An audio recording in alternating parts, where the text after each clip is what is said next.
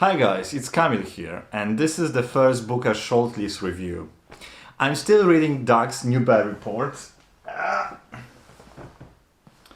and it's a joy, a prolonged one, but a joy nonetheless. And I hopefully finish it by the end of the next week, and that's the next review I'll make. Unless ordered by me, The Testaments by Margaret Atwood reach me earlier. But today we are talking about 10 minutes 38 seconds in this strange world by Elif Shafak. I automatically feel like adding new after the strange, so if you hear me doing that later in this video, my apologies. Elif Shafak. Elif Shafak is a British-Turkish writer. She's also a scholar. She has a master's degree in women and gender studies. She has a PhD in political science. Her father was a philosophy professor and mother was a diplomat. She was brought up by her mother and grandmother after her parents separated, and due to her mother's work, she lived all over the world. In one interview, link down below, she says, "I believe it's possible to have multiple flowing belongings instead of a singular solid identity. I am an Istanbulite, for instance, and I am also a Londoner. I am from Mediterranean, the Middle East, the Balkans, Asia Minor, and from Europe. Inside my soul reside stories from the East and stories from the West.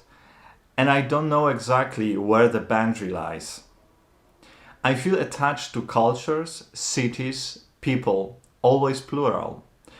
There is a strong local element in my novels, and at the same time, a strong global element. To me, those things are not mutually exclusive.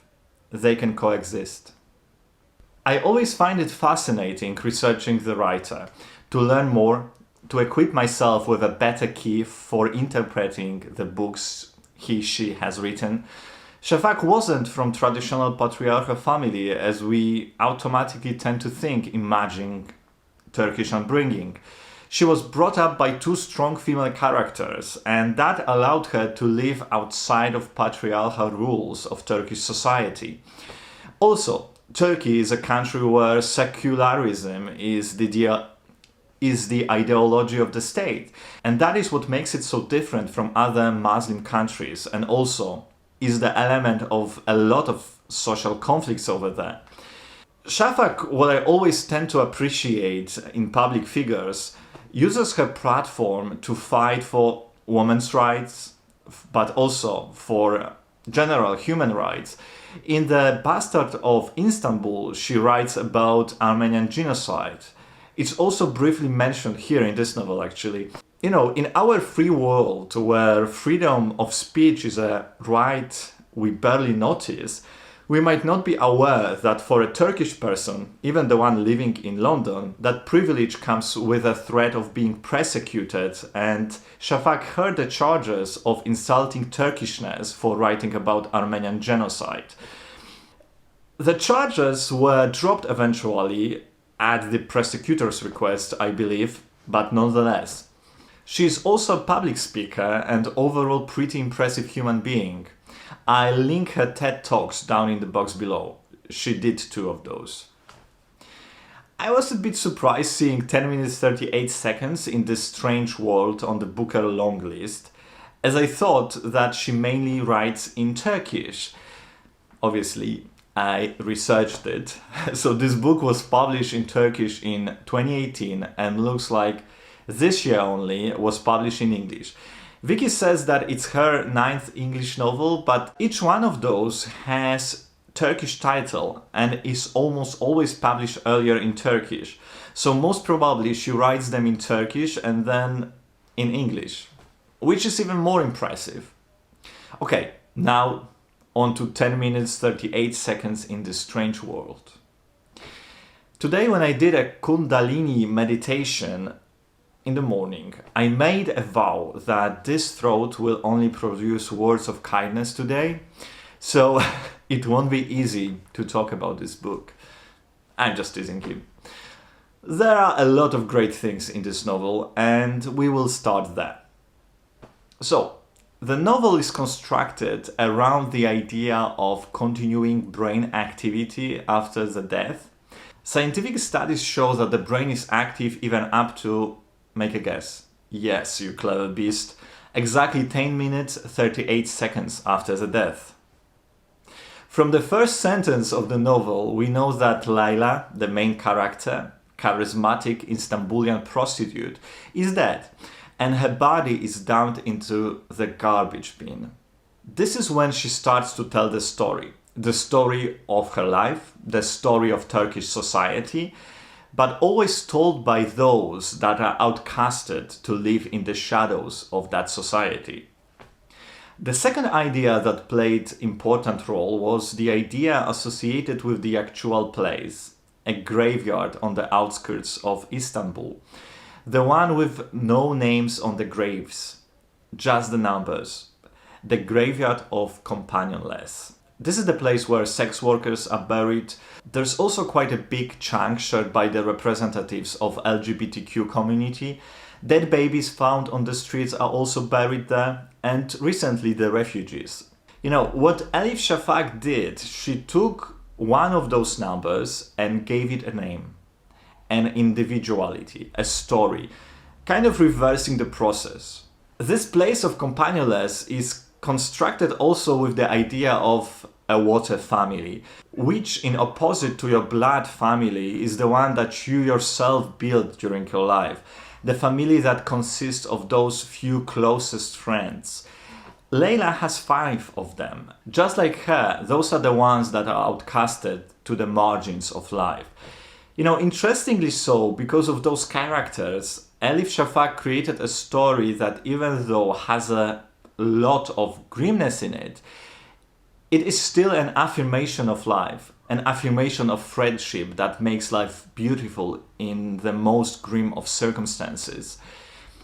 When you read those type of books, unless your heart is built of stone, you will feel sympathetic towards, characters. You will root for them. Those are the people whose lives have been pushed on the side tracks of the society as they were the weakest one, that were always used and abused. That is often the trap of it, As emotion-wise, the writer has us already in their bag, in her bag. It's not an easy thing to push it aside, to step away and think, is this piece of literature manipulating my emotions a bit too hard? To hide its flaws maybe? Or maybe it is a well-balanced story dedicated to those marginalized and stereotyped. We deal with a transgender character here, the sex worker abused in the childhood by a pedophile uncle, a person with dwarfism, a refugee. The center of the novel, though, is always Layla, Tequila Layla, a courageous, charismatic woman that despite of being brutalized by life over and over again, somehow keeps her humanity intact. If it sounds to you a bit unrealistic, fable-like, it felt the same way to me. I asked myself a question, is it me or the novel? Then I realized that most of the novels about sex workers or those living on the margins are filled with brutality, like in The Parcel by Anosh Irani, which I loved. Here, it was never at the center of it, which eventually I started reading as a positive. Even though the violence is there in the background, I feel like Shafak decided to focus on the people rather than the victims, as the latter would make it easier for us to put them once again in the box, filled with stereotypes. However, the fable-like element is exposed and perpetrated by the way characters are built. There are just a few main characteristics to each of them, like there were the poster characters of the groups they are representing. But we never really get their complexity shown.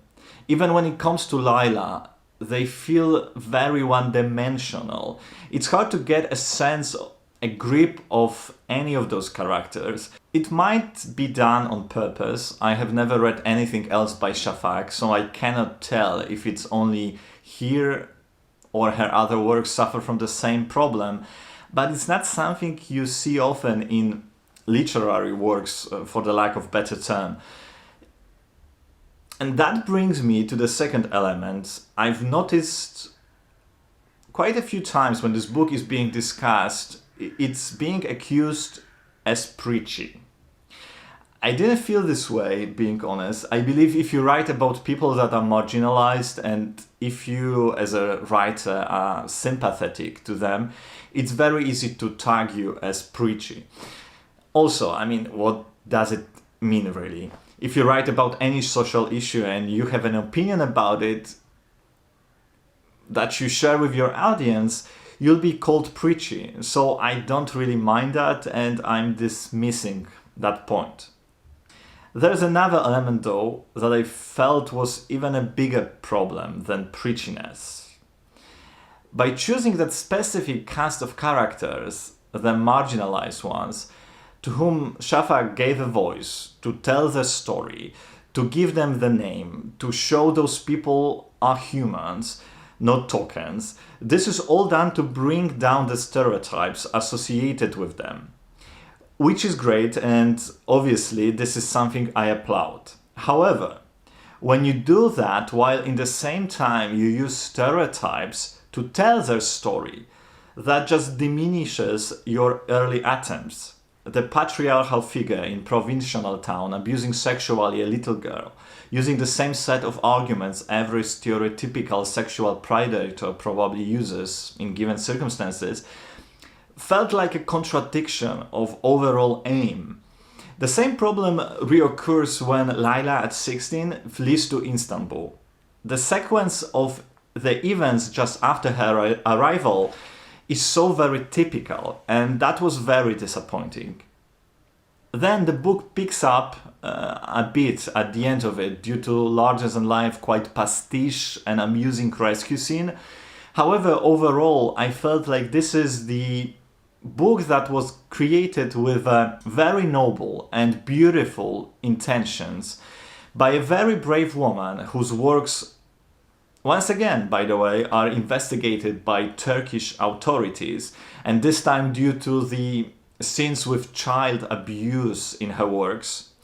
But regardless of those intentions, the novel falls flat, as it is quite typical and quite cliché. Also, I'm not a fan of fable-like stories, or the ones that accidentally feel like it. So that adds to my overall opinion about it, obviously. I still did enjoy it quite a bit, but when I stepped away, I did admire the ideas, the effort, but I was not that impressed with the end results, you know? Does it have a chance to win the Man Booker? I know that Steve Donahue, that is a big fan of Shafak and this novel, says it's going to win the award. I think that it definitely wouldn't be the worst book to win the Booker Prize in its history, and it is still a platform for a discussion about important social issues, but judging it on the language, construction, originality levels, it should not win this award, and I do not think it will. Please let me know if you read that book, what did you think about it, if it's something you are thinking about reading, which other novels by Shafak I should read next, and I hope to see you soon. Let's discuss in the comments. Bye bye guys.